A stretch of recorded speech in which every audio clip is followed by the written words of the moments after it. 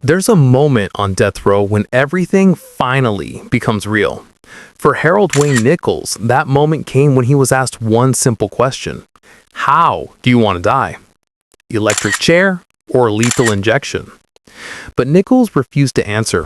He just sat there, silent. And that silence decided everything. Under Tennessee law, that meant the clock officially started ticking toward his death, and the state chose his fate for him. On December 11th, at precisely 7 p.m., they plan to execute him. And this time, the state doesn't plan to back out. But before we get there, there's something you need to understand. This case isn't just about crime or justice or punishment. It's about a system that nearly collapsed before our eyes, and a single inmate whose death might be used to prove that everything is back in order. Almost like he's not just being punished, he's being used to make a point. Summer of 1988, Chattanooga, Tennessee. A young student named Karen Pulley, just 21 years old, leaves home like any ordinary day. She never makes it back. She was studying at Chattanooga State University. Quiet, focused, kind.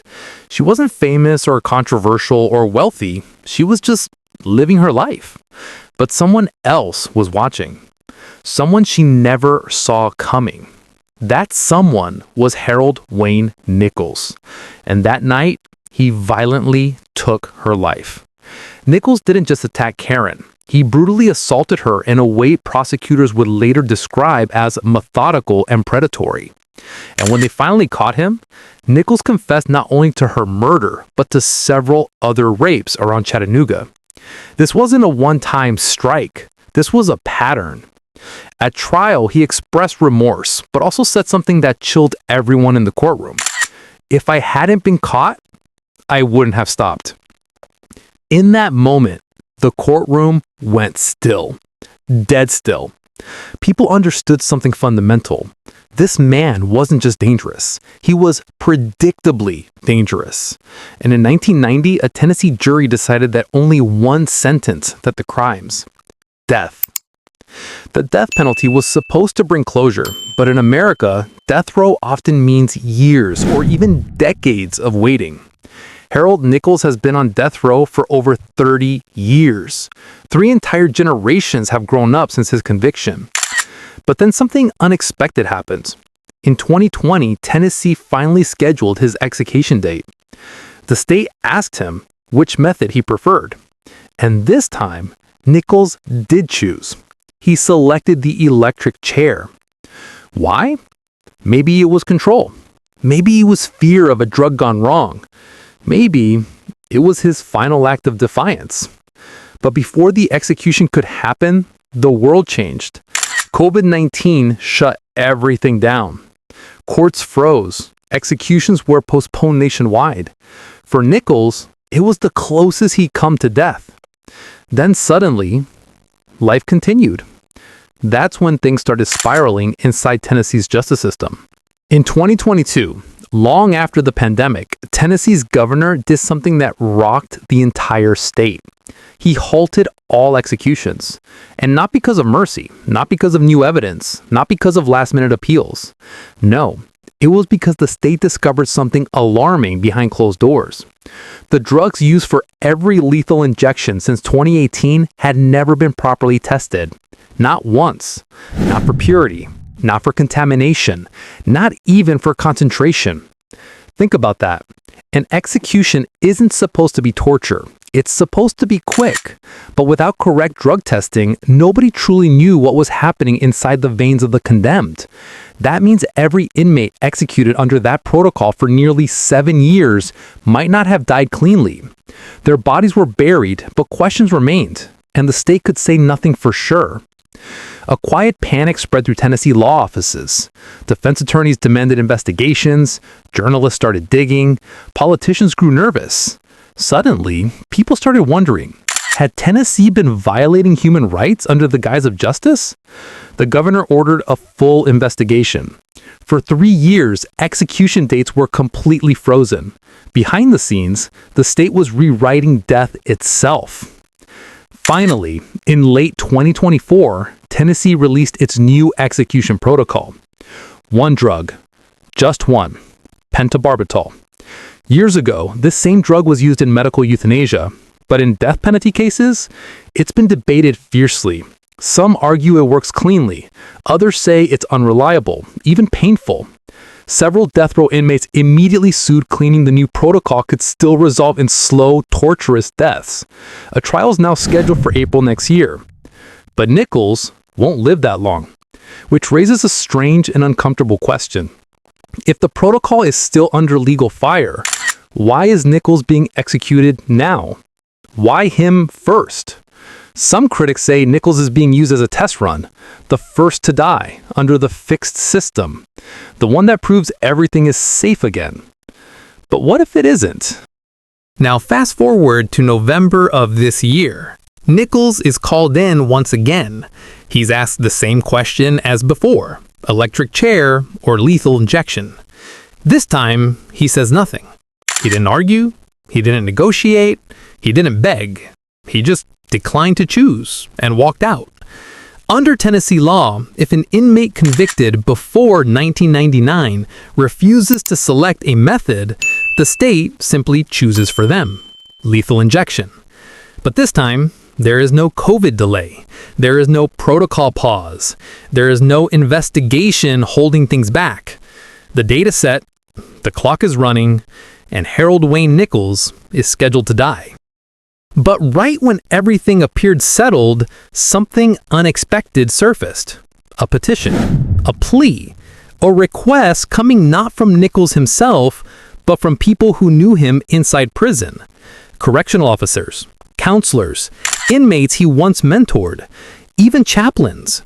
They wrote letters claiming Nichols changed behind bars. They described a calmer, quieter man who helped keep peace in high-tension situations, a man who taught Bible study, a man who listened, a man who tried, in a place designed to crush people, to do the opposite.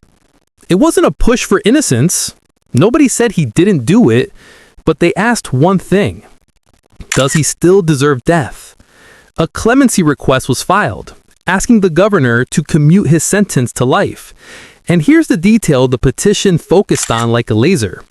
Since 1978, when the death penalty was reinstated, no man who pleaded guilty has ever been executed in Tennessee. If Nichols goes through with this sentence, he'll be the first. And suddenly, this case isn't just about Harold Nichols anymore. It's about history, ethics, politics, and what happens when punishment becomes an example. To understand why this case still divides people, you have to step into the psychology of offenders like Nichols. Experts say there's a difference between rage and pattern, between impulse and calculation. What set Nichols apart wasn't a moment of red-hot fury. It was the cold repeatability of his behavior. He didn't stalk at random. He hunted. Multiple victims, all in the same region. And during his trial, he admitted it wasn't going to stop. Many viewed him as the kind of predator society simply couldn't risk living alive. Not just dangerous, but addicted to violence. Psychologists who studied similar offenders often describe them as possessing a kind of behavioral gravity. Once they start, they pull more people in, and the damage grows. But here's the question that now hangs over his execution. Can someone like that ever change? And if he did change, does it matter? That uncertainty, that unknown, is why Tennessee is suddenly so divided. Harold Nichols has spent over 30 decades living in a space smaller than most people's bathrooms. A concrete box, a metal bed, lights that never fully go dark, and a clock that moves slower than time itself. Some say that's worse than death. Others think it's justice. Over time, inmates start to lose track of their memories. The meals blur together. The seasons feel identical. Faces fade and names go blank. But Nichols developed a routine. He worked in the chapel area. He helped mediate tensions between inmates. He even attempted to counsel others who followed the same dark patterns he once did. It didn't erase his past. It didn't restore his victims. But it did raise the question: Is death row meant to remove a danger from society or erase a chapter of humanity altogether? Because inside Tennessee's hardest prison, Nichols wasn't seen as a threat anymore.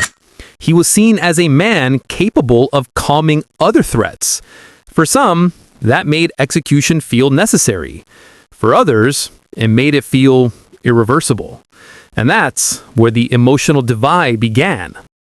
In every story like this, there is one voice people rarely hear: the family of the victim. Karen Pulley wasn't just a name on a court docket. She was a daughter, a friend, a student, with plans, ideas, and a future she never got to finish. For her family, justice took 30 years to arrive. 3 decades of waiting, appeals, delays. 3 decades of looking at dates only to have them erased. Her family at one point said something brutally honest: "We don't want revenge. We want closure." But closure isn't always easy to define. Does it come from death, from forgiveness, from silence? Or does it never come at all? Her family has stayed mostly private, but one thing remains certain: their pain never froze when the courts did. The legal system might slow down, but grief doesn't care about court schedules. And that's why Tennessee, no matter what happens, will leave someone unsatisfied. This execution doesn't simply ask, was Harold Nichols guilty? That part is undeniable. Instead, it asks something far more difficult. What is justice supposed to feel like? Some argue this execution is long overdue, that Nichols took a life and now must surrender his own.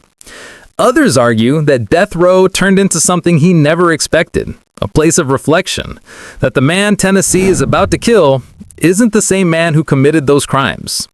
But then comes the biggest debate of all. Do serial predators deserve reflection? Or is that luxury something they forfeited the moment they robbed someone else of their future? That's the razor-thin line America still walks today. Not just the law, but the conscience behind it. And on December 11th, the state will choose its answer, whether it's true justice or just closure of justice consequence. If the execution proceeds, Harold will take one final walk down a hallway known among prison staff as the longest 30 steps in Tennessee.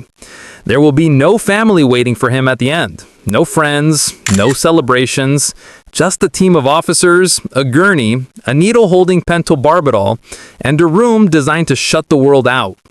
Witnesses, if approved, will enter quietly. They are told not to speak, not to react, not to make eye contact. A physician will stand in the corner. A warden will give a signal. And Harold Nichols, a man who once chose the electric chair but now declines any choice at all, will only have one final moment left. Sometimes inmates speak, sometimes they don't. What he says or doesn't say may be his final defiance or his last apology. Either way, it will be the end. The truth is simple. This execution is more than a sentence. It's a statement, a test, a return to routine after 3 years of uncertainty. Some believe Tennessee needs to reassert authority. Others believe rushing this execution while protocol lawsuits are still ongoing may create more questions than answers. Even now, legal teams are trying to halt it. Clemency requests are pending. Appeals could drop at any moment. But the state isn't hesitating. They've paused long enough. They're moving forward.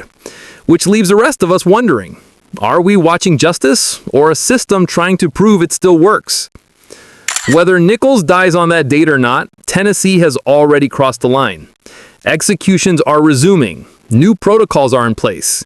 And the debate surrounding justice will only grow louder.